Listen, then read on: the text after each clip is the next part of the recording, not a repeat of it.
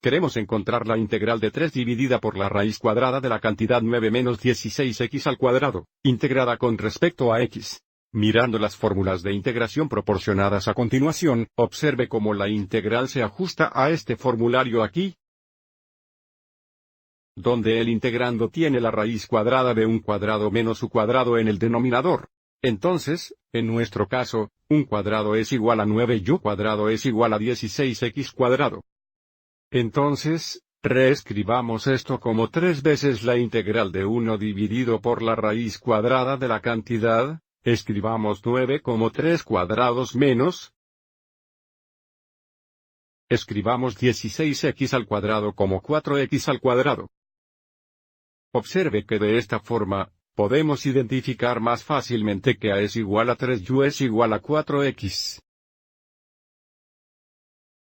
Observe que dado que u es igual a 4x, el diferencial u sería igual a 4 de x, lo que nos dice que necesitamos realizar la sustitución de u. Observe si dividimos ambos lados por 4 para resolver de x, tendríamos 1 4. Diferencial u es igual a diferencial x. Así que ahora, reescribamos esto en términos de u. Tendríamos 3 veces la integral de 1, dividido por la raíz cuadrada de, escribamos 3 al cuadrado como un cuadrado. Menos 4x al cuadrado sería u al cuadrado. Pero, dx es igual a 1 4 du.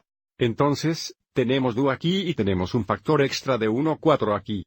Y ahora, podemos encontrar el antiderivado. Observe cómo tendríamos 3 4 veces arcosine times arcsine de u dividido por a, que sería 4x dividido por 3, además lo llamaremos c sub 1. Y ahora, sigamos adelante y distribuyamos. Entonces, el antiderivado final sería un arco de 3 4 de 4x dividido por 3. of 4x divided by 3. Por supuesto, 3 4 veces c sub 1 sería otra constante. Vamos a establecer c igual 3 4 veces c sub 1. Entonces, solo puedo escribir más c. Este sería nuestro antiderivado. Espero que hayas encontrado esto útil.